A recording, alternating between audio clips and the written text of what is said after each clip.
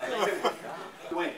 Had it not been for the Christians in Ethiopia, the Muslim religion maybe would not have gotten off the ground, because the Muslims under Muhammad, by the way, it's with a U, not with an O. His name is Muhammad. Muhammad was being persecuted by others in Mecca, and that's why he went up to Medina. And there they followed him and were persecuting him there. So he sent his family over to Ethiopia, where the Christians cared for his family, and because of that, it grew back from the Christians. Interesting. Thank you. And I've got another piece I want to add to that one too. But any other comments, questions? Yes. I just missed the third Greek, Latin, and what was the third one in the triad? Okay. Yeah, Arabic. Yeah. And Greek, Latin is the shared language of the Christian church. Yes. You mentioned some family relationship with Haile Selassie. Once in a while on local TV, there is a woman reporter, and her name is Haile Selassie. Do you know a connection there? On the local television station, you've seen this young woman with that very distinctive eyes. Yes, I don't know what, but she's obviously out of the Ethiopian tradition. Yes. When I was in high school, I was brought up in a Swedish school in Church-Rochester, and so our focus was with Gustavus College. And at one point, we met with the younger students at Gustavus, and one of them was Saifu Selassie. And from my understanding, he was a son of Haile Selassie. Okay. That was my understanding. Yes, John.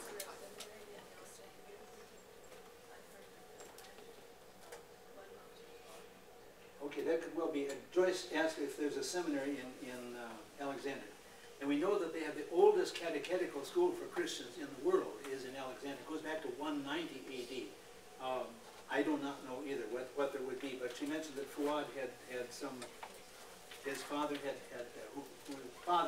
Fuad's father was born in Damascus, I think, and then you said it had some education in the seminary of the Coptics probably in Egypt. Yes? According to all the reading I've done, Mohammed was illiterate. He could not read or write.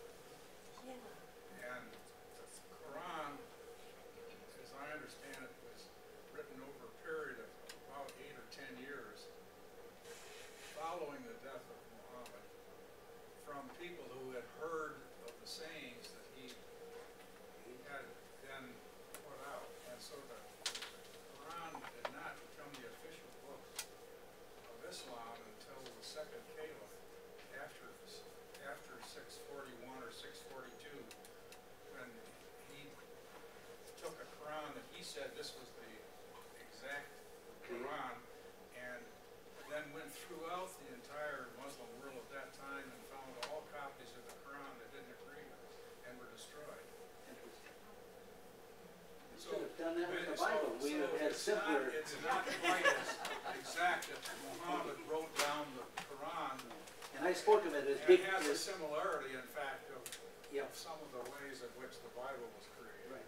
And but the language that I have understood is he dictated, not that he wrote it, but he dictated that he had. That's what has been said, that he dictated it. But in fact, it was a compilation of dictations that several people said that he had done to them. Okay. Good. Yes. You mentioned Muhammad being persecuted in the province of Egypt. Kind of a local persecution. What was the persecution by other Islams, if you will, or Arabs? Because I had heard somewhere that the growth of Mohammedanism, if you will, was persecution of that sect by the Christians. Duane, you had a comment. There was a group that controlled Mecca, and I can't pronounce the name of it, I don't remember it either, but they kind of ruled Mecca, and Muhammad's father died just about the time that he was born, so he was raised by his grandfather in Mecca, and as he started reciting these revelations that he had, this family, and I don't mean family in the sense of legal family, family of Arabs there, would not hear of what they were saying, because I think they were afraid he may get I'm just guessing. And that it was, but he went to protect himself and his family.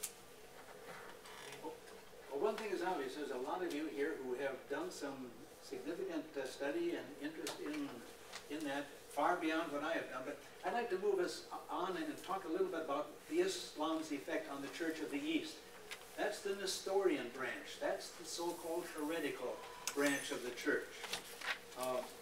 They moved into the Arabian Peninsula, the Muslims did, very quickly, and did try to stamp out any vestiges of Christianity there. They took over churches and converted them into mosques.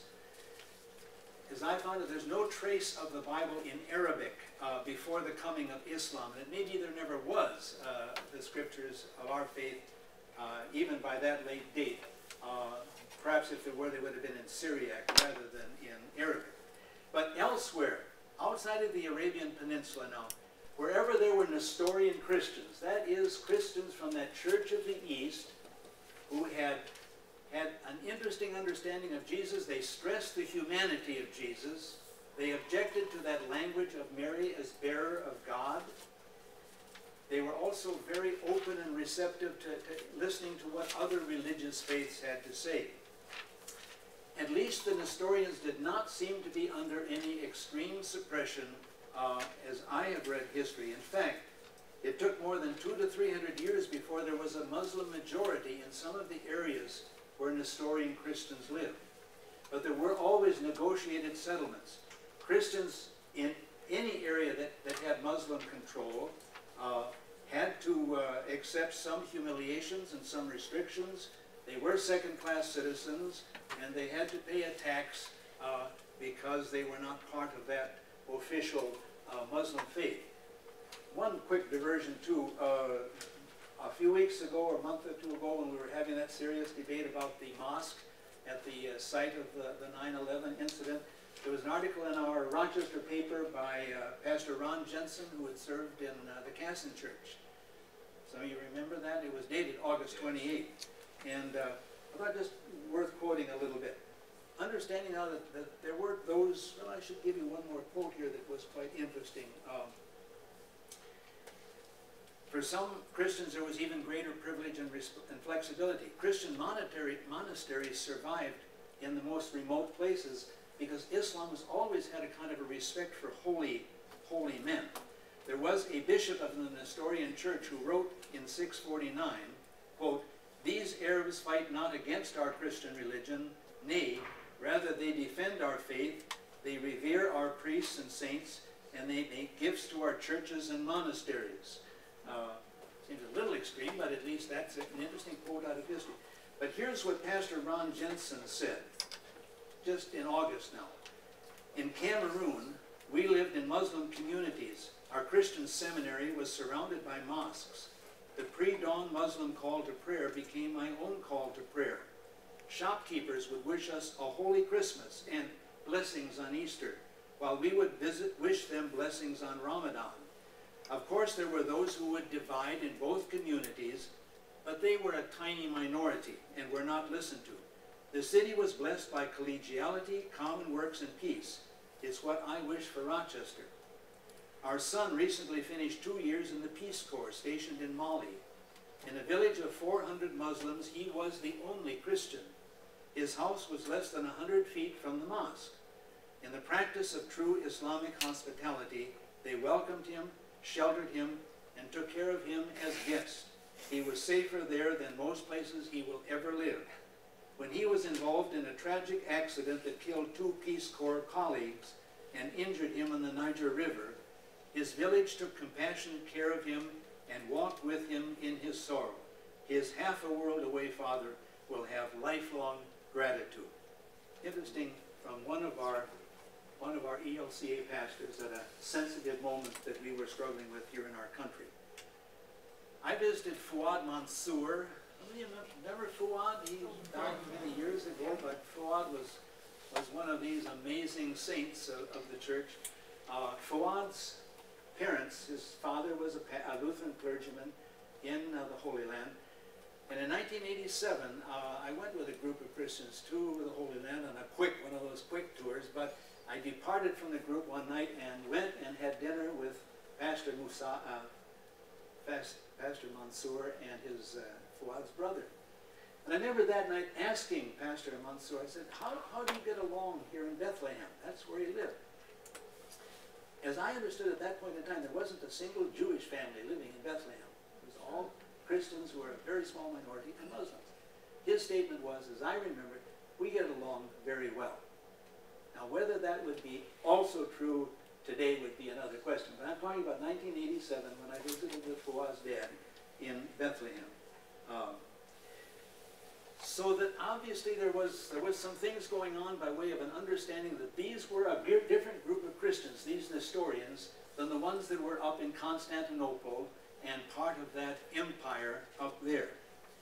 Baghdad became the principal city of the Middle East, and this moved in the favor of the Church of the East. And I'd like to take a look at one of the bishops of that Nestorian church, a fascinating guy, Timothy I. Is that on your notes? Okay. He became the Catholicos of the church, or the universal bishop, in about 780. He was the head of the Church of the East. At that time, he lived in Seleucia, which is right in the midst of the Tigris and Euphrates River Valley.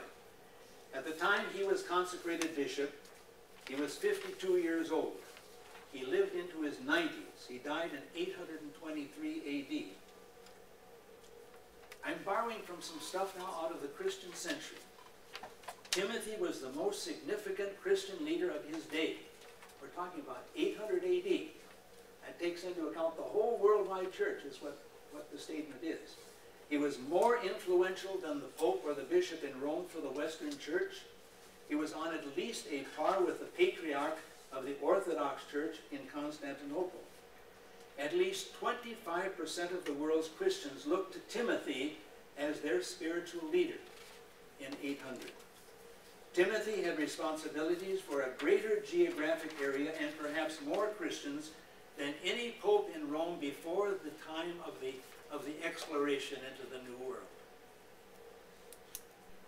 Timothy wrote about all the provinces under his jurisdiction, and he speaks about the Indians, the Chinese, the Turks, and the Tibetans. He even consecrated a bishop for Tibet. Timothy and the Eastern Church placed a very high value on liturgy and education. Whenever they established a new church, as they moved into what we today know as Iraq, Iran, Afghanistan, Pakistan, India, they always set up a bishop for the church, and they also set up a school, a library, and a hospital. They took the Silk Road. This was from our paper the other day, but that great Silk Road that goes from the Middle East through Baghdad, and then it splits. Part of it goes south, part of it north, but part north goes on into Xi'an, China. And that's a route that the Nestorians obviously took when they brought the gospel there. The strongholds of Christianity in the Middle East included such noteworthy cities as Basra, Mosul, Kirkuk, and Tikrit, the home of Saddam Hussein. These places were thriving Christian centers centuries after the rise of Islam. Centuries after. There were still vital Christian communities in all of these cities of Iraq.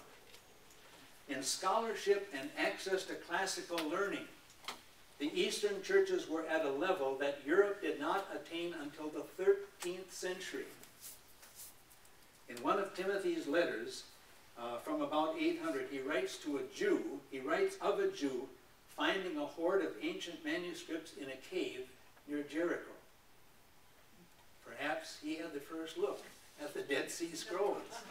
But very, very scholarly kind of people.